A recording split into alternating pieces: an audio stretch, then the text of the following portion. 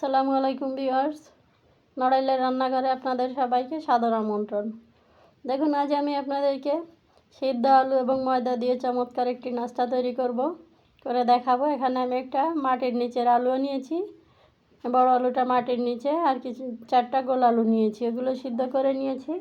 আর এখানে আমি মশলা নিয়েছি পেঁয়াজ, রসুন, আদা, কাঁচামরিচ, টমেটো, ধনেপাতা, এগুলো আমি একটু পেস্ট করে নিব।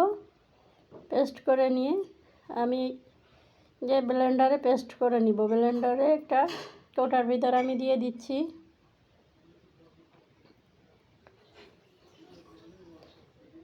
এর সাথে দিয়ে দিব আমি কিছুটা গাজর, স্বাদ মতো লবণ দিব।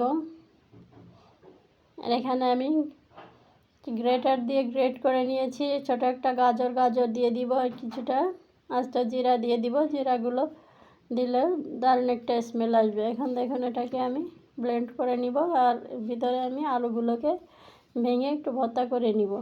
এটা নতুন আলুটা একটু শক্ত হয়ে যায়, এটাকে আমি একটু ব্লেন্ডার করে নিব। একটু ভেঙে ব্লেন্ডার করে নিয়েছি। দেখুন, ব্লেন্ডারে দারুণ একটা পেস্ট তৈরি হয়েছে মেটে আলুটা দেওয়ার জন্য। এটা একটু আঠালো হয়েছে, আর মেটে আলুর জন্য নাস্তাটা খুবই সুন্দর একটা স্মেল আসবে। আর এই যে দেখুন, যে মশলাগুলো আমি পেস্ট করে নিয়েছি, সেই মশলাগুলো এখন এর মধ্যে দিয়ে দিব।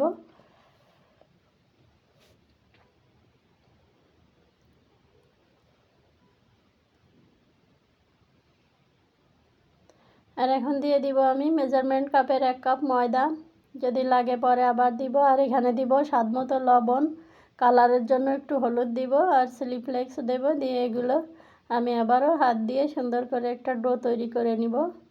আর এই যে এখানে কিছুটা ধনেপাতা আমি একদম কুচি কুচি করে কেটে নিয়েছি, এটা দিয়ে আমি সুন্দর করে মেখে নিব। আর দিয়ে দিব আমি 2 টেবিল চামচ সরিষার তেল। সরিষার তেলটা দিলে নাস্তাটায় দারুণ একটা ফ্লেভার আসবে।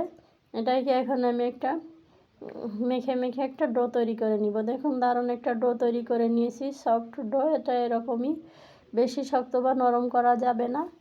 এখন এটার উপরে আমি একটু তেল দিয়ে রেস্টে রেখে দিব 20 মিনিটের জন্য।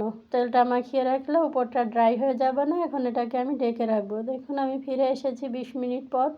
ডোটাও কিন্তু ফুলে অনেকটা বড় হয়েছে। এর ভিতর আমি কোনো ইস্ট বা খাবার সোডা কিছুই দেইনি, বেকিং পাউডার কিছুই দেইনি। এখন আমি এটাকে আরও 4-5 মিনিট সুন্দর করে মথে নিব।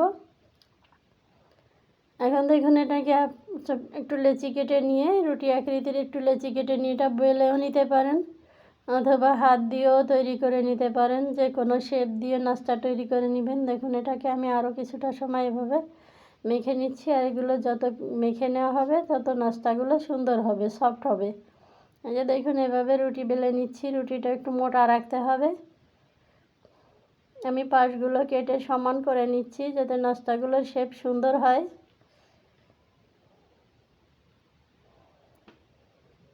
ময়দা দিয়ে যে মুরালিগুলো তৈরি করি, কিছুটা এভাবে তৈরি করব, আর কিছুটা আমি গোল আকৃতিরও তৈরি করব। দেখুন, এভাবে কতগুলো কেটে নিয়েছি।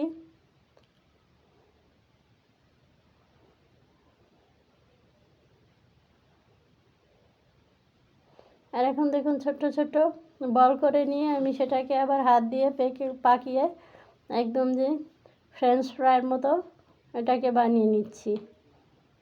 এটাকে আলু ময়দার আঙ্গুলি নাস্তাও বলতে পারেন। এটা দেখতে যেমন সুন্দর লাগবে, খেতেও কিন্তু চমৎকার লাগবে।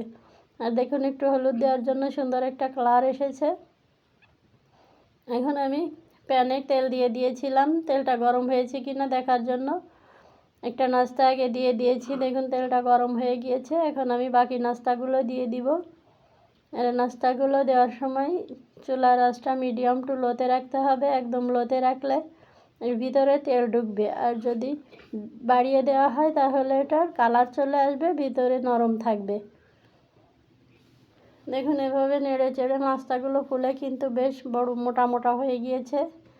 দেখুন, এভাবে আমি নাস্তাগুলো ভেজে নিব। আর দারুণ একটা কালার এসেছে। আমার কিছুটা নাস্তা ভেজে নেওয়া হয়ে গেছে, এগুলোকে আমি এখন তেল ছাড়িয়ে তুলে নিব।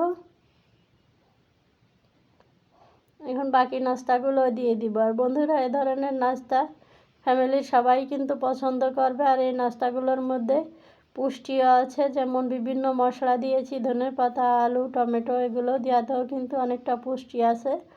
আর দেখুন ভেঙে দেখাচ্ছি, ভিতরের অনেকটা সুন্দর জালি জালি হয়েছে, সফট আছে, উপরটা দারুণ মুচমুচে হয়েছে। এটা সস অথবা বিট লবণ ছিটিয়েও কিন্তু খেতে পারেন।